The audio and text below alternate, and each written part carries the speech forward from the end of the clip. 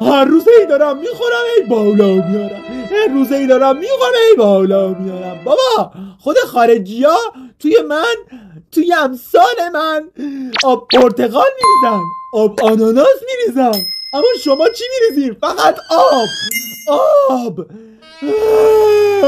چقدر چیز مزخرفیه به خدا. ما چی بگیم که یک نسخه کوچیکتر و مزخرفتر از خودتیم؟ به خدا که خیلی ناشکری. من یه نسخه مزخرفتر از شما. هر روز صبح باید زیرم آتیش بگیره بسوزم تا درست بشه. راستش باید یه اعترافی بکنم. یه روز که داخل من پیتزا گذاشتن خودم خوردمش. واقعا پیتزای توی یخچال عالیه. هر روز من یکی دارم که میاد ازم سر میزنه. مامانش هم خیلی غیرتیه. هر موقع درو باز میکنه میاد میزنه تو سرش، میگه اینقدر اون لامصبو باز نکن خراب میشه. خارجی‌ها عکسای فرزندانشونو میزنن روی در من.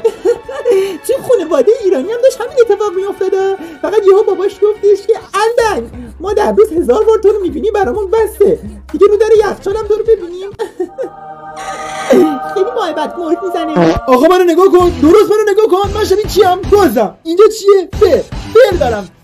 فر یعنی چی؟ یعنی مثلا کیک بیا بذاریم تو. ولی همه مامانای ایرانی 1000 تا خرت و پرت میذارن جز کیک. من خیلی مورد احترام مادر خانوادم. آخرین باری که بچهش توی من قاشق کشید تا دم مایک رفت. من هم گرونم هم مورد پسند همه منو میخورن تا توی من کلی غذای خوب درست کنن. دارم گوه میخورم جز این که توی من نون گرم کنن، کار دیگه با هم نمیکنن. درست شدن نجات نبدید.